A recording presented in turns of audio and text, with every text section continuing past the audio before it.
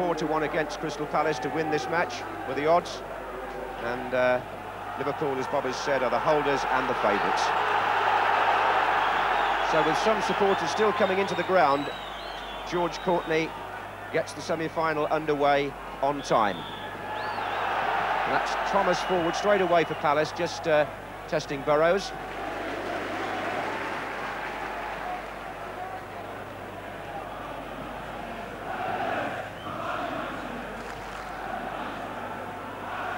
And it looks to me as if Salako is going to play over on the left for Crystal Palace, and it may be Phil Barber that's up with Mark Bright. That looks like the early formation. I'll get a word from Terry in a moment on that as we work out exactly what the tactics are. That's Jeff Thomas. Here's Pardew with McMahon. Thomas again. And Gary Gillespie gets forward menacingly for Liverpool. Surrounded by red shirts, but he almost found a way through. That was Andy Thorne. Terry. Well, I see immediately, I think they're going to play three at the back. Shaw will join O'Reilly and Thorne at the back, and they're pushing in tight on the wide players. They're marking across the midfield very tight, and they're going to play Andy Gray up front with Bright and Barber pushing on the left, so they're going to play it as tight as they possibly can. Yes, with John Pemberton, the number 2, detailed to mark John Barnes by the look of it also. Here's Hussein. There's Gray, but it's a foul. So Gray will push up when he can to support Bright, and so too will Barber. But as far as central strikers are concerned, Mark Bright having to plough something of a lone furrow, I would think. Here's Burrows. Rush and Beardsley in the middle, so is Barnes. Ray Houghton pulling at the back. Didn't quite middle that.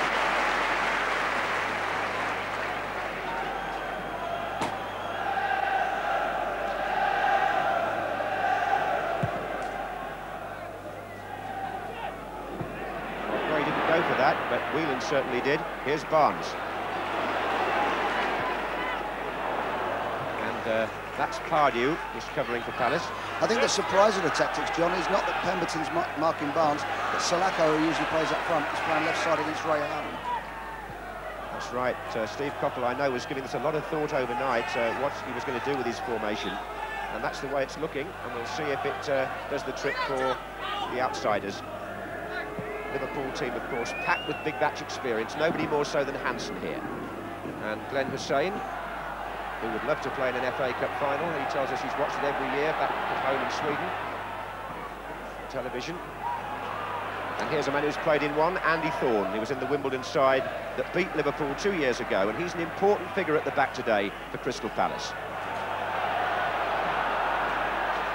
This is Richard Shaw. And it's Pemberton.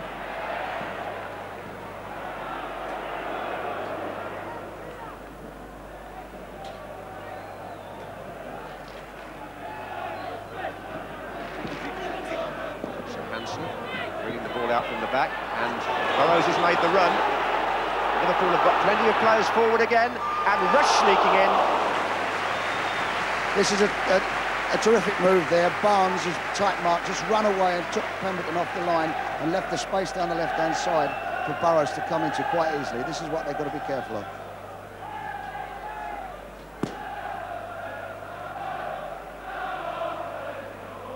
Rush was coming in on the far post, but the ball just had too much pace on it for him to reach it.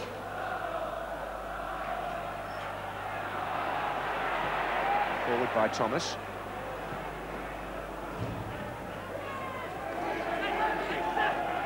Just a reminder, of course, in both today's semi-finals that there will be extra time if the scores are level after 90 minutes. This is Hansen. McMahon this time is down the left.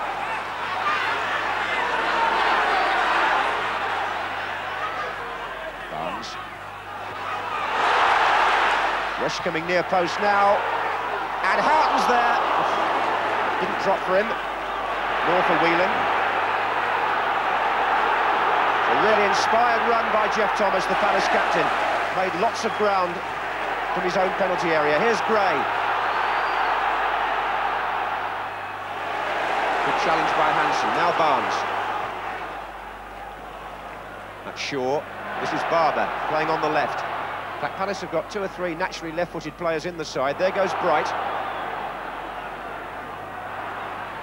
He's kept the ball in. Trying to find Pardew. This is Salako, number 10. Wants to find Barber again. And the referee has given the free kick against Ray Houghton. So it's a promising moment for Palace, because there is a feeling if they can get at Liverpool, it may be from set plays. And Andy Thorne and Gary O'Reilly have both gone forward. Salako to curl it in. Thorne, O'Reilly and Bright queuing up. And Andy Gray's now gone across to take over.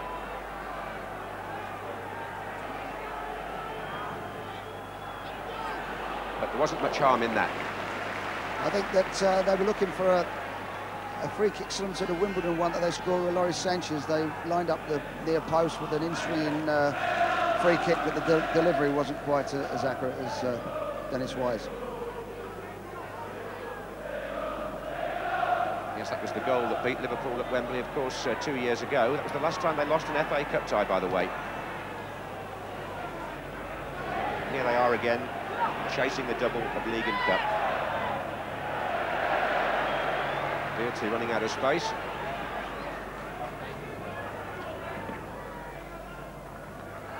And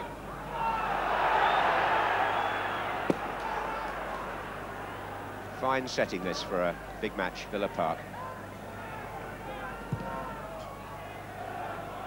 It's Gillespie with Barber. Forward by Houghton. Gary O'Reilly letting it run.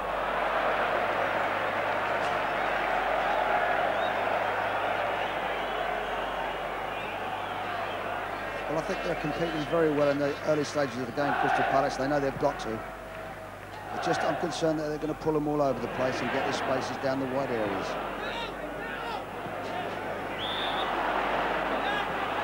Free kick to Liverpool. Richard Shaw staying close to Peter Beardsley, I've noticed, in that Palace system. This is Hansen. My word, he's made some ground there.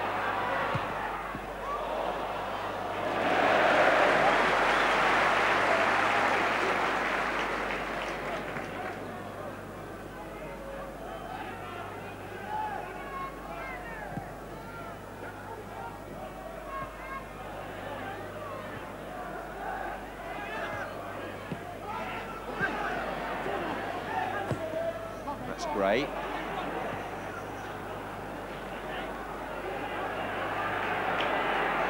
Hansen looks to be in his usual commanding form here, seeing plenty of the ball early on.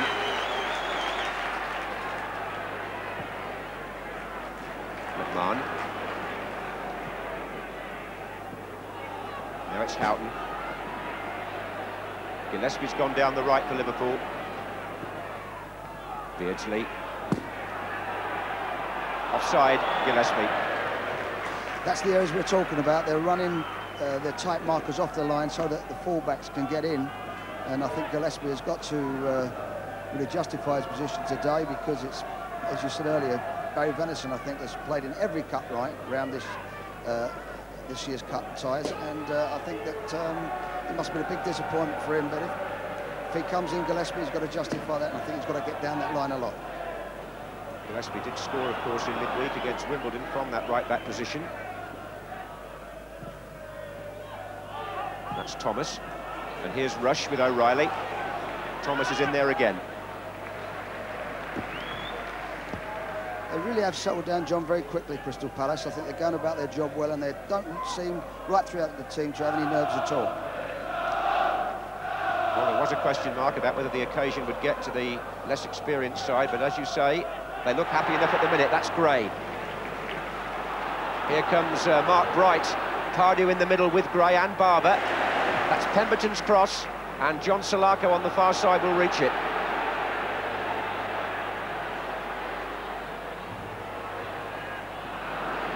Gillespie.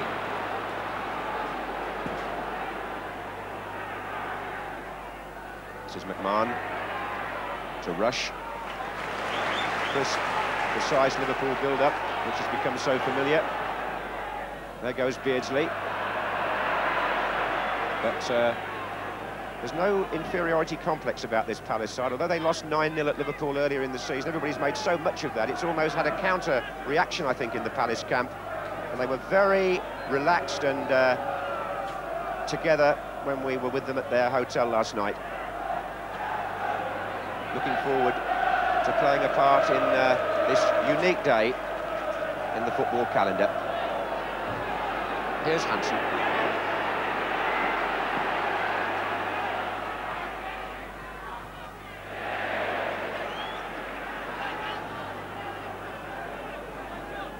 Whelan.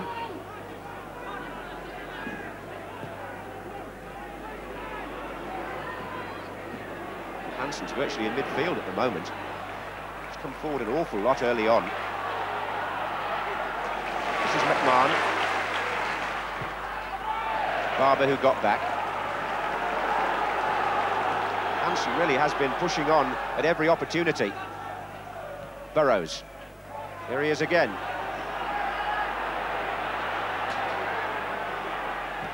Well, he's almost a free man at the moment, Terry.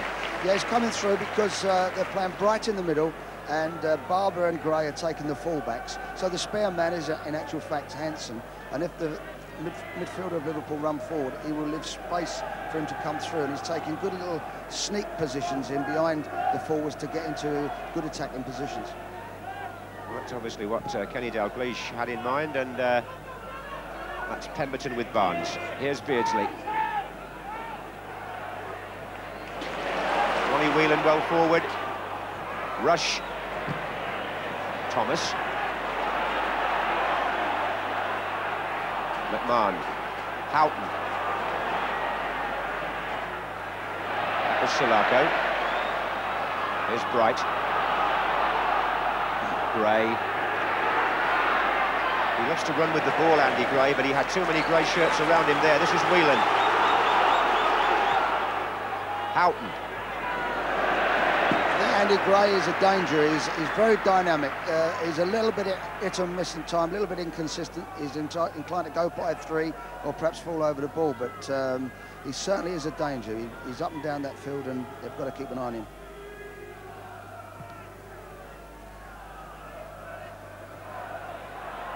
That's Gillespie.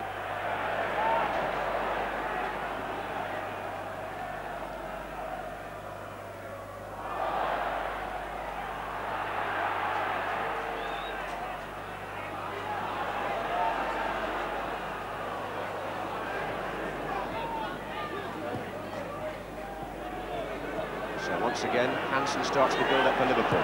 And there goes Barnes. Pemberton the marker.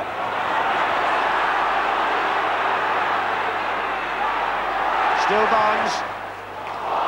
And Barber to clear for Palace. Time seemed to stand still for a second in the penalty area. But it was Barnes who was doing the damage on the left. Here's Burrows.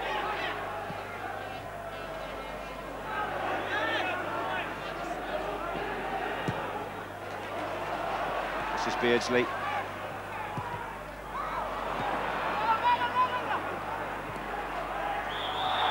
And a late challenge, and David Burrows will be spoken to for that. Well, they're catering for most things, Crystal Palace, at the moment, John, but when you get John Barnes with the ball at his feet, 1v1, there's not a lot you can do about that.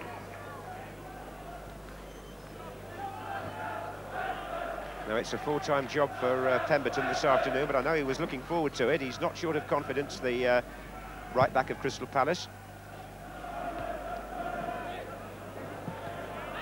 Here's McMahon. Pardew. And McMahon intercepting. Rush going to the left now. Onside, Ian Rush. Liverpool take the lead. And Ian Rush, the ace goal scorer, once again makes it look so easy. Palace never recovered from Pardew losing the ball in midfield to McMahon, and the penetrating pass found out the Palace defence. McMahon, who got the ball from the Palace player Pardew, slide rule ball, isn't it? They're looking for an offside, it never came, and as Nigel Martin narrowed the angle, Rush just jogged the ball past him with his left foot. And that's a moment of Liverpool history, because Ian Rush, with that goal, now becomes the second highest scorer in the history of the club. It's his 241st senior goal for Liverpool, and now only Roger Hunt has more. It'll be very interesting, John, now to see how they go about the game from now on. They've coped fairly well, actually, until now, and they've looked as if they've coped for most things. It was a very risky thing to do, to try and play offside in that position. I didn't think it was necessary. He could have just run with him. He was going away from goal. But nevertheless, it was a great finish. Yes, it had Ian Rush written all over it, that, didn't it? This is Barnes. So the favourites take the lead. Here's Whelan. And Barnes sneaking in here. This time there is an offside flag.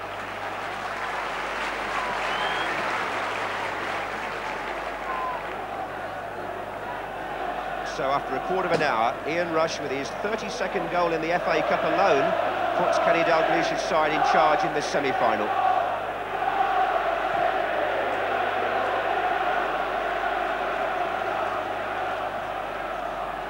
In fact, only Ian Rush, I suppose, has got a chance of reaching the all-time FA Cup scoring record. Dennis Law holds that with 41, but Rushy now has 32 in this competition. More important on the day, he's put Liverpool in front on what's always a tense occasion. And how will Palace react now? This is Barnes.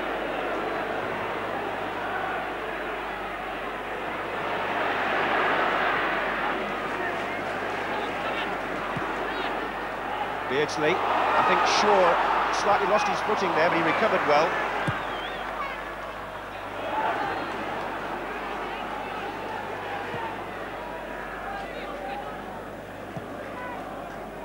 Gillespie.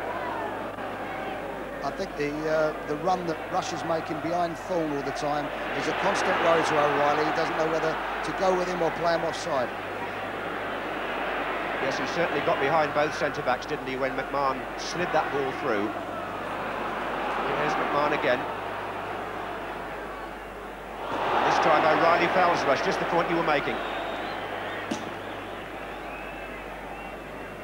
I know that, with no disrespect to Gary O'Reilly, Steve Coppell was disappointed that Jeff Hopkins wasn't going to be fit for this semi-final. He's had some Achilles trouble. He's with the party, but there was no chance of him playing. And Steve really's had to pick a team here without not just Hopkins and Wright, but 4 other senior players also missing for Palace. Here's Beardsley.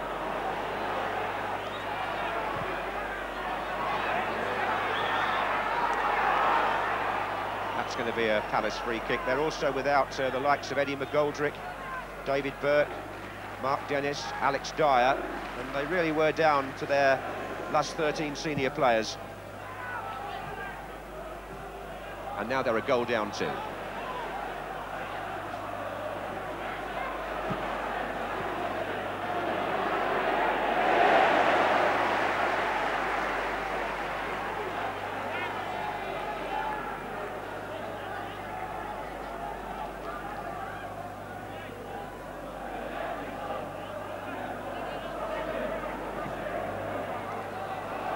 Wright's waiting in the centre, but nothing's going to come of that. Obviously, a team like Crystal Palace have come here, they're going to run and work very hard, and I think Liverpool know there's a long way to go yet, and they'll try and run their legs out by keep passing that ball and make them run hard. I think we're going to see a lot more of the threat of Rush today as well, John. Sure, most of our viewers have been with us from the start, and if anybody overslept or has just come in from playing Sunday football, and you have missed the goal, more of it in a moment. Here's Pardew for Palace. It was a typical Ian Rush effort. Nice tidy finish from a through ball by Steve McMahon. So it's 1-0 to Liverpool.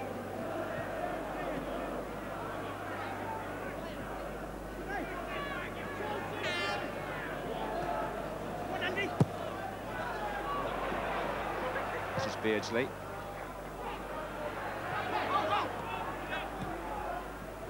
Barnes.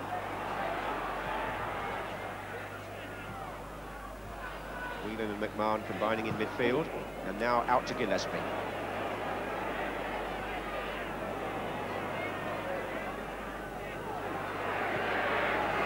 Hansen. Again, the space in front of him, as you can see. And Barnes is there.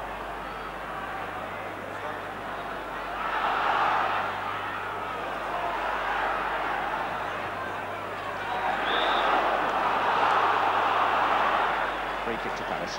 There's the passing bouts that we were talking about there. I think we was into 16 passes and making them run. They're trying to run their legs out. This is the normal way that Liverpool try to pressurise and work down their opposition. 20 minutes gone in the FA Cup semi-final at Villa Park. Liverpool 1, Crystal Palace 0, courtesy of the inrush. Free kick to Palace, foul by Hansen on Bright.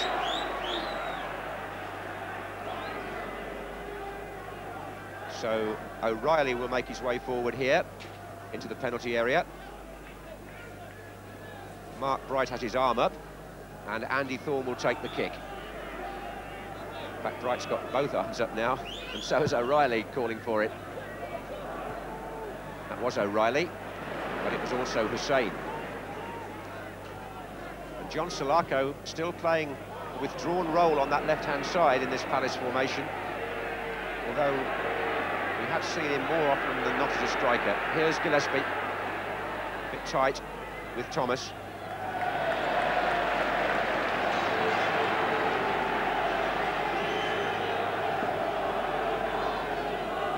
Andy Thorne's made his way forward for the throw, which Salako is going to take. Here he is again. Hussein's header out. Free kick. Beardsley was fouled. And it was Pemberton who fouled him, and Pemberton's relieved to see that the referees made them retake the free kick, because for a moment he was completely out of position, Terry. Yeah, I think the ball was rolling, in fairness. I think they took it very quick, but the ball was rolling. They're trying to put a little aerial work in now, and this is where Hussein will come into his own. He certainly is magnificent in the air.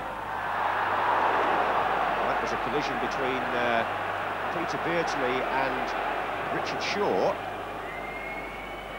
and Shaw's got the worst of it. Beardsley just seemed to carry on running there, and I think he's caught Shaw quite heavily in the face.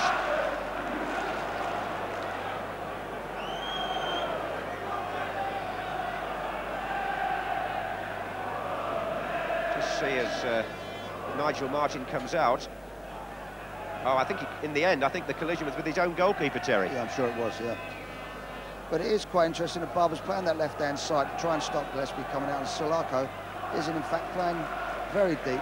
He is playing almost like an orthodox left-back, of course, when Houghton goes forward.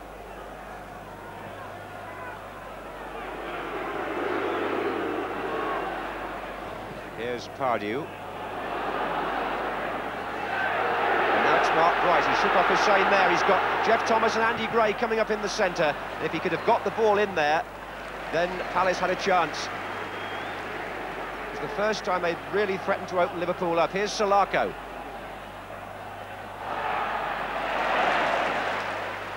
Ray Houghton busying himself on that right-hand side defensively. Then Whelan. Now O'Reilly. And McMahon. Burrows. And Ian Rush seems to have gone down injured on the far side. This is Barnes still. And now it's Burrows, and there's an offside flag up, but back on the halfway line there, Terry. I think it was Ian Rush that got injured.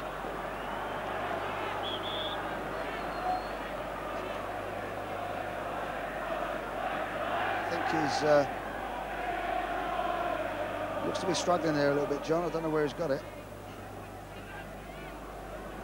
So the player who's put Liverpool in front in this semi-final receiving attention, and Kenny Dalglish watching anxiously.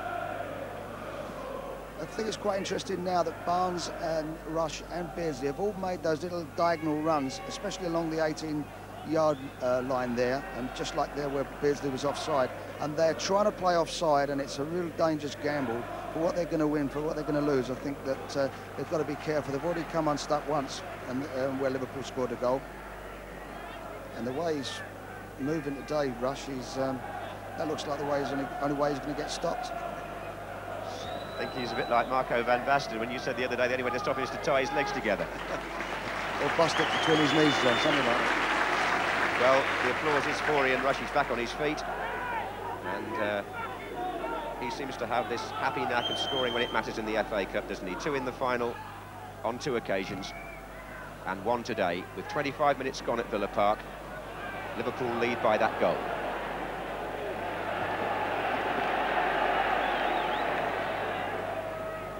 That's Hussein with Bright. Barber.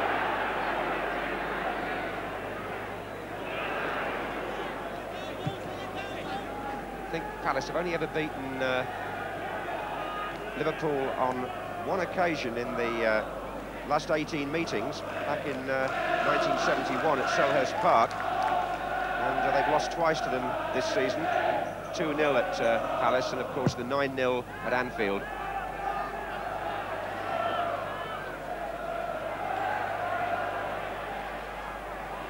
So this semi-final up to now has gone according to the form book. Well, I think it has, but I think we can still say that they've set about the job well, and I think they're doing quite well at Crystal Palace. Obviously disappointed to be losing, but they're still in the game up to now. It's a mistake by Thomas, which has given Liverpool possession again. Then McMahon. Beardsley brings Burrows into the game. Barnes has made a run through the inside left channel. Andy Gray is the player chasing back with Burrows. Did the job pretty well, and then Burrows fouled him. That's the second offence by David Burrows, and George Courtney's already had a word with him once. They've done very well there, Andy Gray. He's very strong, he's very determined, and he's done his job right, but he's inclined to want to lay on the ground a little while.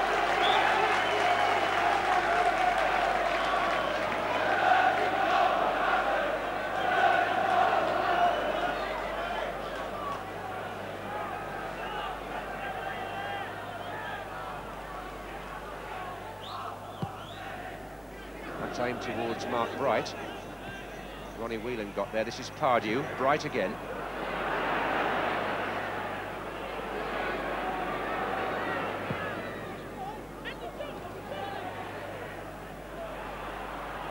And there's Hansen now with Bright, who gets the ball in, and Hussein's in trouble against Barber. It's a corner. Well, he recovered well. Corner to Palace now. Have they got a chance with Thorne and O'Reilly going up? Thorne into the near post position, O'Reilly behind him, Bright taking the far post. That's the lineup. And O'Reilly with Grobbelaar, who punched well. But here's Salako.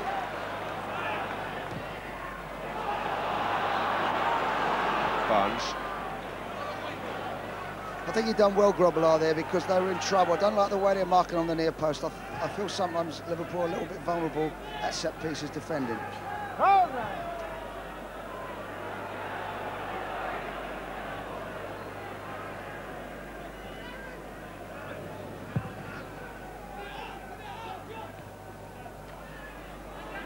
For anybody just coming in late, Liverpool lead by 1-0. The scorer, Ian Rush. But a feast of football for you to look forward to today, of course. Here's Barnes. I'm sure our audience includes a whole host of professional players and managers, all of whom have played a part on the road to Wembley in some shape or form, no doubt. Here's Palace with Barber. Looking for Bright, who'd pulled away from Hansen, but Burrows came in with a covering header. They're really sticking at it, John. I think they're working tremendously hard at Crystal Palace, and I think that really, if it, just for that one moment, they still could have been this as a goalless draw.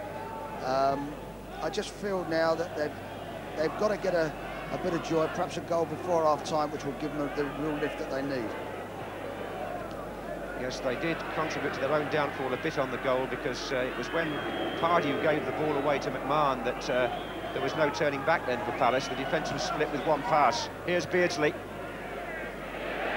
But Jeff Thomas is having a good match in midfield, number 8. Really leading the side well. In actual fact, the passing has been quite good today, Liverpool. Not quite as we expect, and they've been caught in possession quite a few times, owing to the fact that they're pressing the ball, Crystal Palace, very hard. Now, Ian Rush, who we saw injured about 5 or 6 minutes ago, cannot carry on. So here's an unexpected change in the proceedings. Steve Staunton is going to come on. And the man who scored the goal by which Liverpool lead will play no further part in this semi-final.